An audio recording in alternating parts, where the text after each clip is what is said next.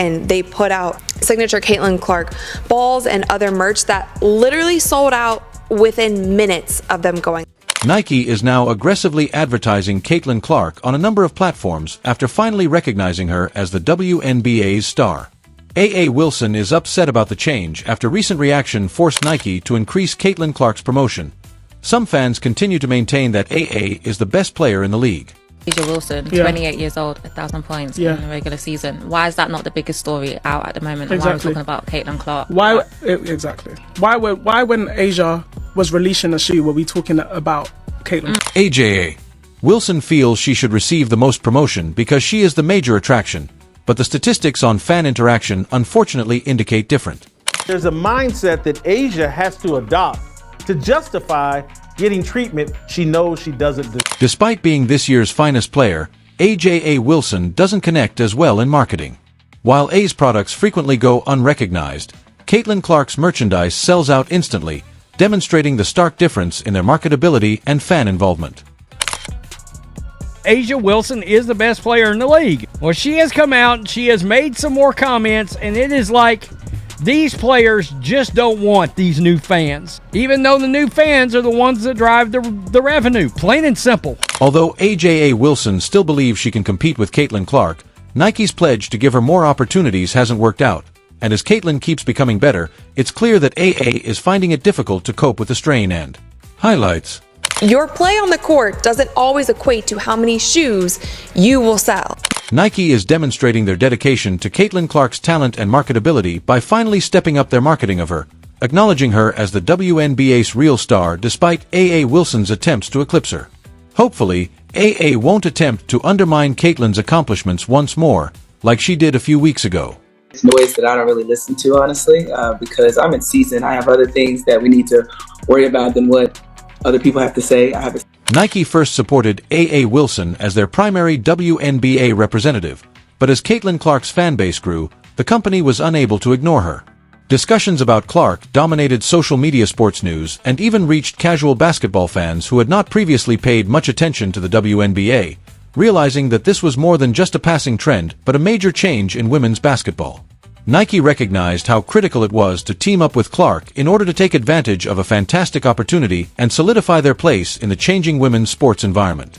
And it led a bunch of these players to get very jealous and petty very quickly.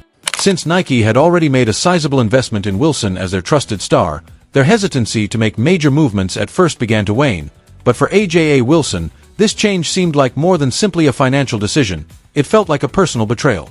Caitlin Clark was leading a movement in addition to being a gifted athlete. Nike saw a great opportunity when young fans, in particular, rallied towards her because they saw her as a role model. In the end, it became evident to Nike that backing Clark matched with their vision for the future of women's basketball, which led them to change their marketing approach. Young fans are extremely valuable to a brand like Nike because of their loyalty, frequent merchandise purchases, and ability to influence peers and family, things that A.A. Wilson simply couldn't offer.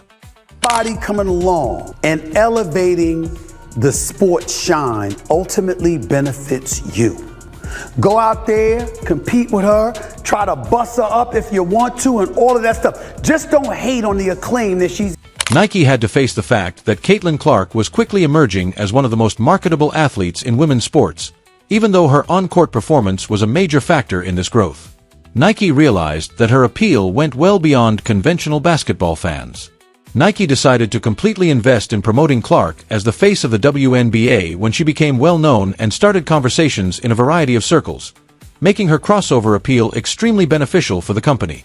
We saw the jersey sales numbers. We didn't actually see the actual numbers, but we saw the top jersey sales in the WNBA this season.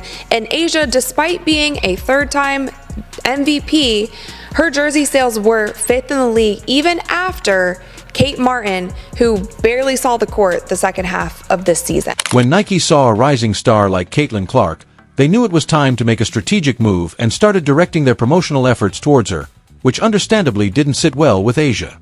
This was a turning point for Nike because they realized they needed to change their approach because Clark was gaining new fans, drawing in a diverse audience, and creating an excitement that was hard to duplicate. Wilson felt jealous of Clark's quick rise, and it wasn't only about the more attention Clark was getting. Wilson thought she had earned the attention, only to have it seeming to be taken away from her. She's the Tim Duncan of the WNBA. Doesn't sell shoes, doesn't drive TV ratings. That's not what he does. That's who A'ja Wilson is. But she has to adopt this mindset of, I'm owed this, and you white girls need to back your ass up while I get what's owed to me. It's all just it's endless reparation. It seemed to Wilson that Caitlin Clark had not experienced the same hardships and difficulties that she had, and Wilson made reference to this in her remarks, suggesting that Clark's meteoric rise was due to factors other than her basketball prowess. This back and forth in the public started to damage Wilson's reputation as a modest and industrious star who let her performance speak for itself. Her comments against Clark now came across as resentful and angry, and the fans who had previously supported her started to wonder if Wilson could manage the pressure of sharing the limelight with another up-and-coming celebrity. This change in perception wasn't good for Wilson. Us as black women, Paige reminds me a lot of you. Like, you say you're not really about me.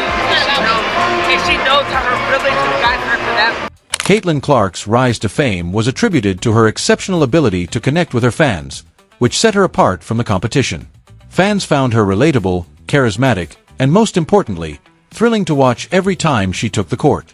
They wanted to be a part of her journey, so they sought out her jerseys, followed her on social media, and looked for ways to support her. This kind of steadfast fan loyalty is extremely uncommon and attracts the attention of major brands like Nike, who realized that leveraging Clark's fan base could yield significant returns, making her a valuable asset for their marketing strategy. Wilson currently the best player in the WNBA? Yes. Is Caitlin Clark currently the face of the WNBA?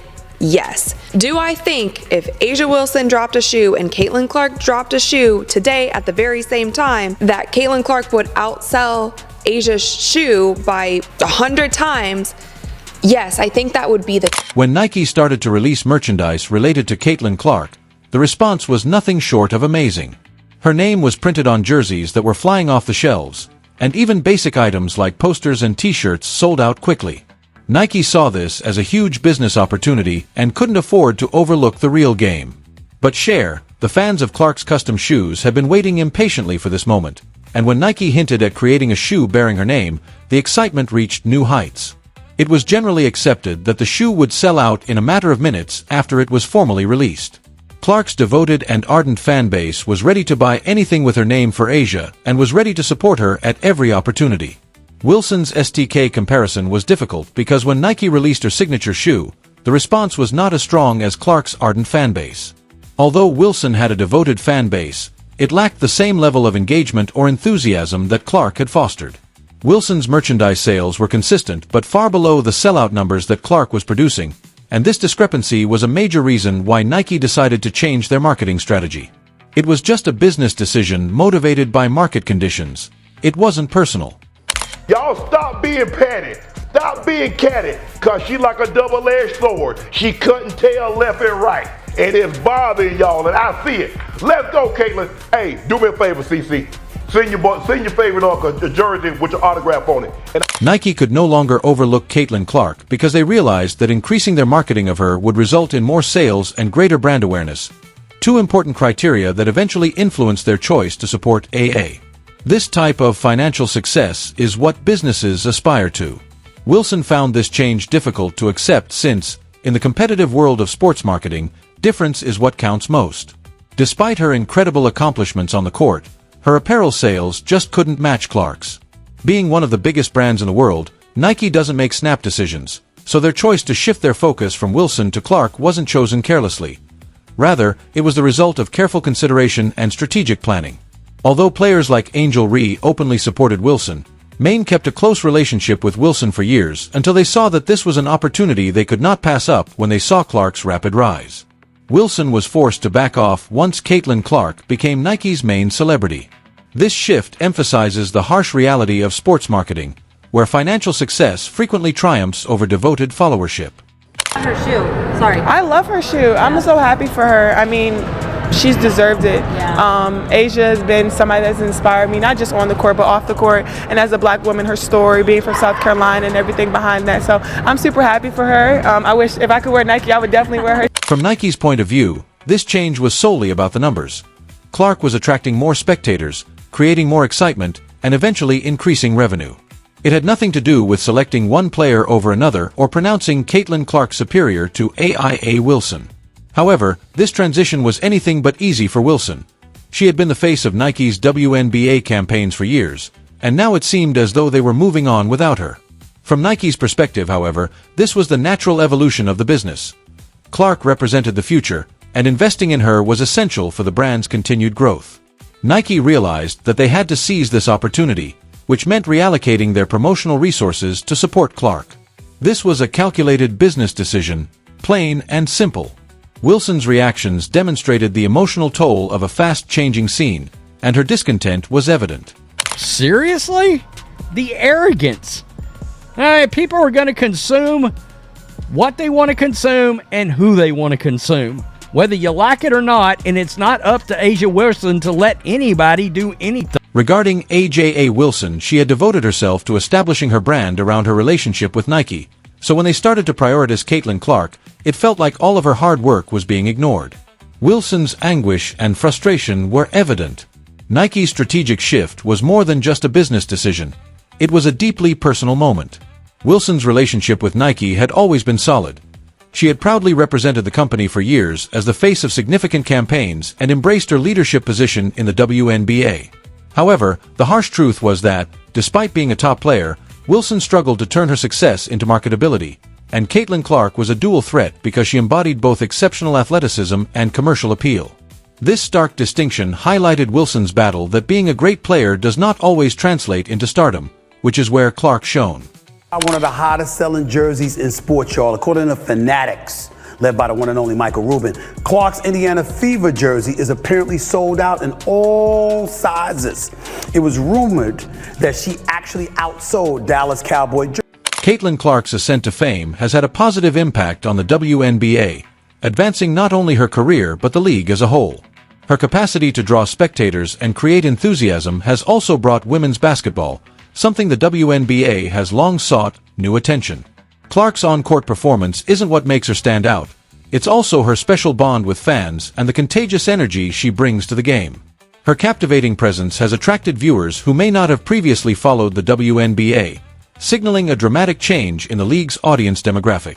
As more fans tune in to watch Clark play, the WNBA is poised for expansion and renewed interest, which heightens her impact.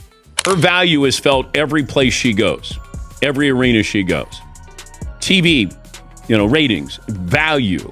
Because of Clark's popularity, brands that previously might not have been interested in collaborating with the WNBA are now eager to do so. This increased sponsorship interest means more money for the league, which can be used to upgrade facilities, increase player salaries, and promote the game to a wider audience. The WNBA is also beginning to receive sponsorship deals. Because of Clark's success, more people are becoming interested in women's basketball and are beginning to perceive the WNBA as a league with exciting, great players, which is changing the perception of the sport. Clark's success demonstrates the enormous market for women's sports and how it is advancing the WNBA. She goes ratings follow. The WNBA draft. The doubleheader to open the NBA season. Ratings. In her public remarks, Wilson expressed her dissatisfaction and made it apparent that she believed she should be given more credit. This is a pivotal point in Wilson's career, and her future actions will determine how she is viewed. Will she allow this circumstance to define her, or will she overcome it and demonstrate that she is still among the best players in the league? We know that Caitlin is a huge star who can support herself on the court while also being a major marketing genius. A'ja needs to accept this.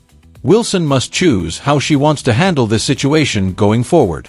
She can continue to publicly express her frustrations, or she can concentrate on her game and find new ways to rebuild her brand. The WNBA was growing before Caitlin Clark. Make that abundantly clear. But it was growing incrementally compared to the exponential growth you're seeing now. And this is just data. This is just objective facts. Be mad with data. Please do not be mad at me. Regarding A'ja Wilson, although this change may be annoying, it's a good thing for the WNBA overall.